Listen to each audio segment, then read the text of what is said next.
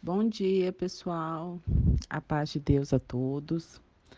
Bom, eu vou gravar um áudio aqui explicando. Até, inclusive, eu já ia gravar quando o Júnior me perguntou sobre o descanso, né? Esse descanso tão esperado, um descanso não sofrível para quem passa pelo deserto. É, eu falo assim que o deserto ele tem as fases e os processos. Primeiro momento é aquela dor, você sem entender o porquê, né? Parece que vem aquela avalanche, tudo está acontecendo de uma vez, e daí você fica com aquele bolo no estômago, né? Parece que aquele bolo enorme, você não consegue comer, aquela espada enfiada na garganta, né? Aquela sensação horrível, parece assim que tiram o seu chão, tiram a sua base. É aquele primeiro momento, momento do desespero, de não saber, né, para onde correr. Então aqui vocês já passaram por isso, que é aquela primeira fase. E daí, depois disso, você começa a raciocinar. Espera lá, vou procurar ajuda, né? Vou buscar alguma coisa. Antigamente você conversava com alguém, alguém te falava, né? Hoje você vai pela internet no Google. O Google, todo mundo vai lá e dá um Google. Então, e daí começa a aparecer um monte de materiais. Eu falo que isso fica escondido, porque antes de acontecer, você não busca esse tipo de assunto. Então, às vezes as pessoas vão colocar algum testemunho no blog e falar, ah, mas eu não queria que colocasse meu nome, porque eu tenho medo das pessoas saberem. Eu falo, fica tranquila. Antes disso, você sabia? Você só sabe se você passa por um processo de separação ou de perda, alguma coisa que você busca algo nesse sentido. Fora disso, ninguém busca.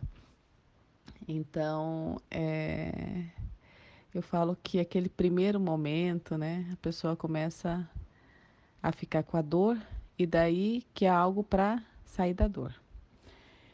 E eu falo que sempre o Senhor ele nos direciona. É impressionante, ele sempre coloca alguém no nosso caminho, coloca um recurso ali para a gente começar a caminhar. E daí chega naquele processo de você buscar, você se posicionar, você vai lutando, vai buscando. Esse é um segundo momento que você já está mais forte, você já começa a raciocinar melhor, né? Você já começa a pensar que você não quer sua família destruída, que você vai lutar por isso, mas ainda tem dor, né? Ainda tem muitas afrontas, você não sabe lidar, você começa a responder essas afrontas, você começa ainda a lutar com as suas mãos. E depois desse processo, chega um outro processo que eu falo que é o processo do falar, não, eu não vou deixar que nada me atinja, eu vou seguir a Deus e eu vou descansar nele, simplesmente, porque eu já fiz tudo, tudo, tudo e até agora não resolveu. Então eu vou descansar total. E você busca por esse descanso, você clama por esse descanso. E realmente o descanso acontece. Ele acontece. Então, comigo foi assim. Eu falo para vocês, os novatos não sabem muito minha história, mas o primeiro momento do meu deserto foi muito difícil, porque meu marido saiu numa terça-feira, numa quinta-feira entraram ladrões em casa, furtaram tudo, rebentaram porta, rebentaram o portão. No sábado, não, na sexta-feira, o meu me ligaram porque o meu pai estava internado, em estado grave, com um problema renal gravíssimo, e estava em risco de morte. Ele morando em outra cidade, então foi assim, muito difícil. Meu pai era diabético, estavam querendo amputar a perna dele. E aquele momento assim, sabe quando o turbilhão ele vem tudo de uma vez? Todo dia era uma pancada, todo dia uma pancada. Depois desse período, uma semana depois, mais de uma semana, porque eu ainda viajei, na outra semana fui lá onde meu pai estava, meu pai morava em Joinville, em Santa Catarina. Eu viajei, ficamos lá com ele, daí meu pai, quando eu voltei, demorou uns 5 dias, meu pai faleceu. E daí eu veio em luto, eu separada, ninguém sabendo que eu estava separada. Meu esposo já não estava mais dentro de casa, meu esposo estava até fazendo um curso em São Paulo pela empresa, daí ele teve que voltar às pressas, ficou ao meu lado, graças a Deus. E eu fui caminhando, caminhando. Daí tudo aconteceu. Depois que eu comprei tudo de minhas coisas de novo, entraram ladrões novamente, furtaram tudo de novo, bateram no meu carro. Então, é assim, eu recebia tanta pancada que eu falava, Senhor, eis-me aqui. Ai, qual que vai ser o próximo? Eu já estava assim, eu já estava calejada. Mas eu creio que tudo foi um processo para eu me tornar o que eu sou hoje. Porque se não fosse assim, talvez eu não me tornaria. Porque eu sempre fui uma pessoa muito ligada à profissão, né, estudos. Eu sempre quis ter minha família, mas eu não estava zelando por ela, né? Eu era aquela mulher independente, que antes do marido pensar, eu já tinha feito tudo, eu já tinha arquitetado como ia fazer, desde os mínimos detalhes, até negócios sérios. Era eu fazia, eu vendia, entendeu? Eu ia lá, comprava um imóvel, já vendia. Eu ia fazer uma negociação, era eu que já tinha feito, quando ele via, eu já tinha falado. Então, tudo isso acarretou problemas seríssimos no meu casamento. Mas enfim, Deus foi moldando. Por isso que às vezes eu vejo as pessoas reclamando, ai, mas está difícil. Pergunta para Deus, né? Porque chegou um momento que estava acontecendo tudo na minha vida que eu comecei a perguntar para Deus, Senhor, o que falta ainda? O que falta em mim? O que eu preciso mudar? Não para ter meu marido de volta, mas ser realmente a menina dos olhos de Deus, né? O que que falta eu mudar para te agradar? Porque um pai, ele vai disciplinando o filho até, né? Você não vai disciplinar se o filho faz alguma coisa errada, você o disciplina para que ele seja uma pessoa boa, uma pessoa honesta, né? Olha, isso não pode, né? Às vezes você castiga, e assim é Deus conosco. Mas a partir do momento que você começa a agradá-lo, eu sempre falo, agradem a Deus. Muitas pessoas querem agradar o marido, a esposa, mandar flor, mandar mensaginha. Não, fale para Deus, agrada a Deus, né? Ou vocês acham que um pai vai negar algo para um filho, se ele está agradando? Por exemplo, quando você quer algo do seu pai, você vai, ai pai, como você está lindo hoje, né? Para a mãe, né? Faz alguma coisa, lava uma louça, né? Os mais velhos vão saber disso. Você lava uma louça, agrada, né? Fala, mãe, eu posso fazer isso aqui? Eu posso ir na casa da amiga, não sei o quê, né? Então o pai ele fica até sem jeito de negar. E assim é Deus conosco. Né? O Senhor sabe o que é bom para nós. Ele sabe. Nós não sabemos. Nós temos conhecimento aqui agora. Mas Deus, ele conhece. Ele nos conhece, ele conhece o nosso futuro. Então, se você clamar, se você agradá-lo, você consegue. Eu sempre falo, né? Teve um irmão que me ajudou muito na minha caminhada no deserto. E ele falava: não, quando você for orar, não fica pedindo nada, não. Primeiro você agrada, agrada, você. E eu pensava, mas é muito difícil isso, porque eu me sentia falsa. Eu comecei a clamar a Deus para que eu tivesse uma comunhão perfeita com Ele. Para que quando eu falasse com Ele, fosse algo que partisse realmente do meu coração. E isso foi um treino. Eu sempre falo, isso daí foi um, foi um aprendizado e eu treinei a minha mente, eu treinei para que eu conseguisse chegar nesse ponto. E eu clamando a misericórdia de Deus, Senhor, eu quero te amar, porque era difícil eu falar, Senhor, eu te amo. Porque eu não falava isso nem para meu marido, eu não falava isso, eu tinha esse bloqueio. Então, para eu falar isso, parecia falso, parecia que eu queria algo em troca. E eu não, eu queria realmente amá-lo. E chegou um ponto que eu consegui amá-lo. Verdadeiramente eu consegui amá-lo. Isso foi tão bom porque eu tirei totalmente o foco do meu esposo. E eu tirei a tal ponto, né, que as pessoas até brincam, né? Ah, eu quero que meu marido se torne uma porta. Porque eu falava. Um dia uma amiga minha falou bem assim, luta pelo seu casamento. Ela ficou 3 anos no deserto. Luta pelo seu casamento e tal, né? Eu falava, mas eu não sei, né? Ela falou assim, olha, faz o seguinte. E tinha uma época que, assim, tava acontecendo muita... Meu marido me humilhava demais, tava, sabe? Só que, assim, às vezes era humilhação gratuita. Ela falou, faz o seguinte. Se você vê uma porta e vê ele não sentir nada, é hora de você parar de lutar pelo seu casamento. Se Deus colocar isso no teu coração. E eu comecei a pensar, falei, não, eu vou querer ver ele como uma porta, realmente. E comecei a orar nesse sentido, Senhor, eu quero ver ele como uma porta, eu não quero sentir nada, nada, nada, nada por ele.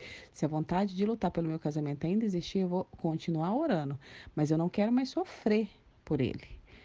E assim foi, Deus fez. E tirou de uma forma que eu não senti. Eu, assim, passava semanas, eu não pensava nele. As pessoas, como você consegue? Assim, eu lembrava depois, sabe assim, quando parece que alguém que você gostava muito morreu, e você. Assim, pra mim, eu coloquei que ele morreu e foi viajar. Então, eu não pensava, mas eu comecei a viver minha vida, eu não pensava, eu descansei. E eu tinha totalmente o amor de Deus. né? Então foi um período assim muito bom. Eu falo que foi o melhor período do meu processo de restauração. E foi um momento que ele já tinha viajado, né? Não, logo depois disso ele viajou para trabalhar fora, em outro estado. E daí as pessoas falavam, mas meu Deus, e agora? Como vai ficar? Assim, as pessoas que sabiam que eu estava lutando, né? Amigas de grupo de oração. Eu falava, gente, mas eu estou totalmente descansada, eu nem penso nisso. Teve uma amiga que falou assim, nossa, se fosse eu, tava chorando descabelada. E eu tava numa paz, porque eu queria que ele fosse mesmo. Porque daí eu não teria que vê-lo, não teria que falar com ele, não teria que pegar as crianças. Então eu tava realmente feliz por isso. É impressionante. E ele foi quando realmente Deus fez a obra na minha vida. E o trouxe de volta.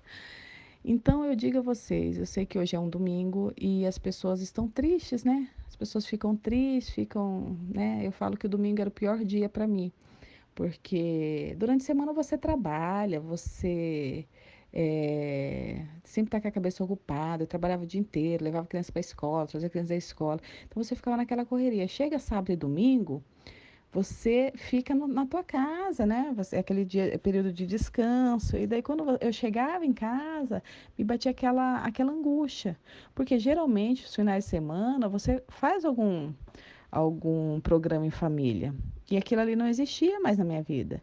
Eu demorei a perceber que não existia naquele momento, mas eu tinha que fazer pelas minhas filhas, pela minha sanidade mental, né? Você tem que se divertir, você tem que viver. Então, nos primeiros dias do deserto, eu ficava muito mal com o final de semana, porque era uma tortura para mim. A partir de um certo período, Deus tocou no meu coração que não, era um final de semana que eu deveria aproveitar com a minha família, porque minhas filhas estavam comigo, né? Então eu comecei a aproveitar os finais de semana, realmente, a sair com os meus amigos, em família, fazer almoço, sempre programar alguma coisa, porque os finais de semana eu só estava feliz quando eu estava dentro da igreja, porque Deus acalmava meu coração, mas eu não poderia viver ali o tempo todo. Né? Eu tinha uma casa para cuidar, tinha filhos para cuidar, tinha família que também queria estar perto de mim. A gente pensa, a gente começa a fugir da família porque você não quer falar do assunto, mas tem certas situações que não tem jeito, né? Festinhas, né? Tem muitas pessoas que falam das festas de criança que não querem ir sem o marido. Gente, vocês não querem ir, mas tem as crianças, elas querem ir. Elas querem se divertir. Então, nós temos que pensar nos filhos. E eu pensei nisso e a minha vida começou a mudar, porque eu comecei a cada dia me fortalecer e percebi que com ou sem o meu esposo, eu estaria vivendo a minha vida, eu estaria completa diante de Deus e eu estaria com Deus, que é o mais importante. Então eu comecei a, a realmente me prostrar diante do Senhor, né? E realmente me submeter à vontade dele. Muitas vezes quando vinha outra prova bem dolorida, né? No meu percurso, eu já falei para vocês, teve vários acontecimentos. E quando eu vi uma prova assim, eu falava assim, Senhor, o que que falta ainda? Porque eu sei que essas provas estão vindo, porque é para me capacitar, né? Por exemplo, quando bateram no meu carro, eu estava vindo de uma confraternização do trabalho. Nós íamos entrar em recesso, né, do final do ano. Teve um almoço, eu fui e na volta, eu assim parando, né? E teve uma pessoa que bateu atrás. E assim, quando eu saí daquela confraternização, a coisa que eu mais queria é chegar em casa, descansar, né? Tomar um banho, tirar a roupa, né? Deitar. Eu falei, vou até ir mais cedo, vou sair mais cedo, porque eu não quero pegar tanto trânsito e tal. E vim embora. E quando aconteceu isso, eu fiquei assim, falei, não, eu não acredito num negócio desse. E eu vi que ele ia bater, porque assim, a pessoa estava vindo com tanta velocidade, falei, não é possível que ela não está vendo que o trânsito parou. E ela, pá, bateu atrás. Então, naquele momento, eu falei, ai, Senhor, glória a Deus. Saí do carro e tal, mas qual que era, né? O que o Senhor queria me mudar? Paciência. Eu não tinha paciência. Então, se você não tem paciência, você pede paciência a Deus, o Senhor vai criar situações para que você exercite, né? O quê? A paciência. Se você é nervosa, o Senhor vai criar situações, né? Que o inimigo também entra nessa situação, porque o Senhor permite. Então o inimigo entra e daí causa uma contenda lá e você tem que ficar calada, calada, exercitar. Não adianta eu falar que eu sou crente, eu sou cristã e não agir como, né? Então, tudo que acontecia na minha vida, eu via que era um exercício que eu precisava exercitar. Quando entraram ladrões na minha casa, para se vocês verem minha casa assim, vocês vão pensar, não, não entra ninguém aí. Minha casa tem cerca elétrica, o portão de elevação automático, grande, duro, sabe, pesado, portas com travas, né? E o ladrão entrava, arrebentava. Ele, assim, a última vez, ele praticamente arrancou minha porta. Então você fala, como que entrava numa casa tão segura? Porque era um período que o senhor tinha que me exercitar o quê? Exercitar o quê em mim? A gratidão, a confiança nele, sabe? E eu sempre, assim, quando aconteceu, eu falei, senhor, amém, eu não estava em casa, as minhas filhas não estavam em casa. E eu te agradeço por isso, eu sou grata por isso. As pessoas, nossa, mas você vai continuar dormindo aí, que perigo. Não, o Senhor me guarda. Então, todos os acontecimentos que estavam vindo naquele momento ou durante o meu deserto foi para exercitar alguma coisa que eu precisava ser mudada, que Deus precisava mudar em mim.